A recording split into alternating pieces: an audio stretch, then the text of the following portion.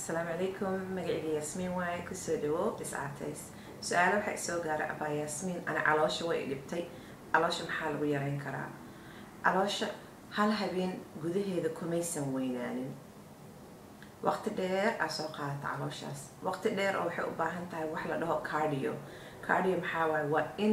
qofka bani aadamka ah oo jarjimicsi sameeyo oo wadnaha iska shaqaysiyo wadnaha ka dhigidsiiyo marka waa inaad waqti siin karto haddaad ku dadaalin calooshaas in la rido wadna xanuun ay keenay cholesterol ay keenay dhibaatooyin ay keenay marka cardio see loo suubin karaa cardio waxaa qofka jecel dabaal inuu aado qofka jecel inuu socod xoog la aado marka ugu horeysa tartiib leh waxa lagu bilaabo haddii kale waa nacay marka waa in jarjimicsi la suubiyo tartiibaa loo soconaa xoog aa loogu daraayaa maasha allah waa wadnahaas inuu dhaqaaqo waa qofkaas inuu dhidido marka dhidido calooshaas waa gubanaysaa ka bacdeena waa in laga dhaafo cuntada baruurta leh waxa oo faadka u keena waxa oo xeerta keenayo waa in la yareeyo maxaa xeerta keenayo cunto xeeraa keenayso subagaa keenayo saliidaa keenayso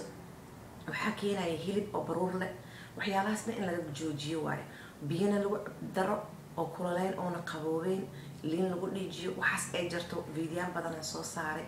oo waxaas dhahay calo waxay u fiican tahay hilib ridka marka cuntooyinkaas waa inaa mataqaanaa aa raadsan karto furto badan qudaar badan waxyaalahaas dhan waa inaa raadsan karto calooshaas lagu daro jarjimicsi maasha allah salaada aan dukanayno 5 jeer iyo sunooyinkeeda exercise waa iyadana waa jarjimicsi laakiin wadnaha waa inuu aad u dhidido maasha allah marka waa inaan ku dadaalayno jarjimicsi nooca aday ku fiican tahay raadsa aday aa ka helaysid ka bacdayna arkaysa calooshaas inay isbedesho aniga haddaa aragto haddaa nagu cusubtaa janaalkayga kaleeta aad oo dhahaya caafimaad fiican fiidiyaasheeda koow haddaa aragto caloosheeda saaid iyo hadda caloosheeda way isbedeshay ujeedaa calooshaas way soo yaraanaysaa siiba mindhicirkaas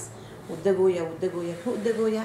صعب waxaan ku daray jarjimicsi insha Allah fiidiyana ana soo saarayo sida calooshi hore ahayd iyo calooshan hadda si isu bedelayso laakiin waa waqti in la siiyo haddaan waqti la siin oo laga shaqeynin wax ma dagaayaan marka aan ku dadaalna jarjimicsi iyo cunto fiican insha Allah taala hadaan ugu cusubtaa subscribe soo bi hadda family ka tirsan tahayna thumbs up insha Allah salaam alaykum